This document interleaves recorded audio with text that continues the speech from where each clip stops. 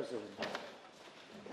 Before I pollute these hallowed precincts with a few of my politically incorrect thoughts, I'd like to take advantage of present company, young people, to check something, if I may, because as you may be able to detect if you peer intently through your lorgnettes, your current interlocutor sat his maths O-level, as it then was, quite some decades ago. And I am aware that biology has changed a bit since then. You know, there's half a dozen genders now. So what I'd like to check out with you is very basic maths. Does 2 plus 2 still equal 4? Yes. So let's hear it a bit louder. What's 2 plus 2? 4. Thank you. So here's one that's slightly more difficult, but not much. In that case, what's 58 million plus 20 million? 78 million. Yes. Oh, I mean, it took a while to get there, but so I know our new standards had fallen, but still. So 78 million. Keep that number in your mind. We'll come back to it. My guess is that quite a few of you may be starting a similar journey, a political journey, to that which I have gone through over a bit longer time.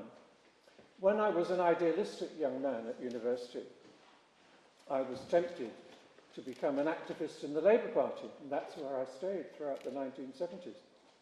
But to be fair to myself, those were the days of a Labour Party which hadn't transformed itself into the lefty liberal, anti-democratic, anti-working men and women, pro-mass immigration, pro-Emily Thornberry, my lady, Newsy, which it later became, shortly afterwards, to be followed by the Tory party. It was a party, the Labour Party, had stalwarts like Barbara Castle, Dennis Healey, James Callaghan, no-nonsense MPs who'd served in the Second World War, and whose main aim in politics was to better the life of the working woman and man. Heavens, the Labour Party, even in those days, had a few MPs in Parliament who in their working life had been miners, rather than MPs, bag carriers and assistants and university lecturers in wokerology, which it's now become. When the transformation of the Labour Party started to happen in the 1980s, that coincided with my own starting work at the coalface of the criminal justice system, if you like, the magistrates' courts of inner and outer London, where I worked as a deputy chief clerk. Those two things coming together persuaded me over time that the Conservative Party came closer than Labour to representing the aspirations of people working hard on modest incomes.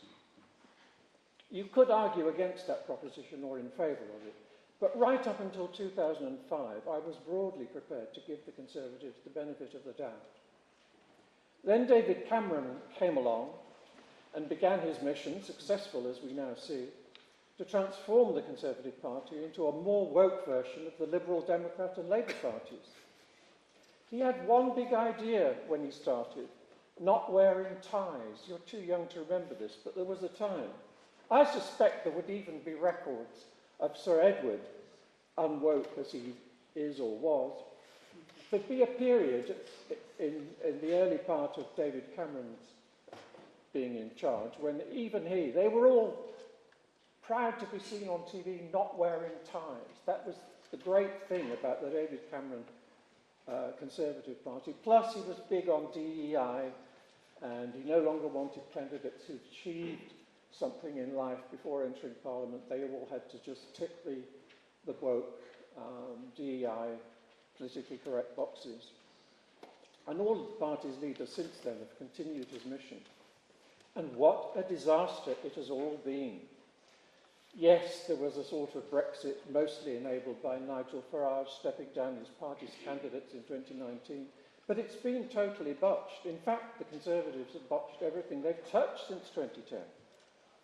Having achieved a substantial parliamentary majority in 2019, The Johnson government had the legal and moral authority to clamp down on mass uncontrolled immigration, both legal and illegal. After all, this was the policy which the electorate had been crying out for in vote after vote, ever since Cameron himself promised to reduce immigration numbers to the tens of thousands in 2010. Instead of doing that, Boris Johnson's Conservatives did the absolute opposite. For example, actually reducing the already low salary qualifying for a work permit to meaninglessly low levels. Other idiocies included allowing dubious so-called students to bring their parents along with them to college. Who ever heard of that, a student wanting to have his or her relatives with them when they went to college? Well, let's find out. How many of you here brought your parents with you when you came to Durham University? How many brought your mum and dad, or in the case of some of you, your mater and pater and mama and papa? How many? One? Is there anybody at all who brought their parents with them to university when you began studying? Anybody? Because, of course, it's a nonsense. But it's a nonsense which the Tory party, including, I'm afraid to say, every single MP that was then in Parliament, including Sir Edward Lee, went along with. Absolute, total nonsense. Surprise, surprise then, 1.25 million new benefit seekers coming to our already overcrowded shores in the year 2022 alone. A similar number the following year and the following. And these are the ones that the government statisticians actually admit to. And out in the real world, we know that there are many more undeclared new arrivals, all adding to the pressure on housing unaffordability and wages compression. The legal immigration numbers could have been stopped immediately by simply tripling or quadrupling the salary necessary to qualify for a work permit. But the Tories refused to contemplate that, same as Labour and Lib Dems.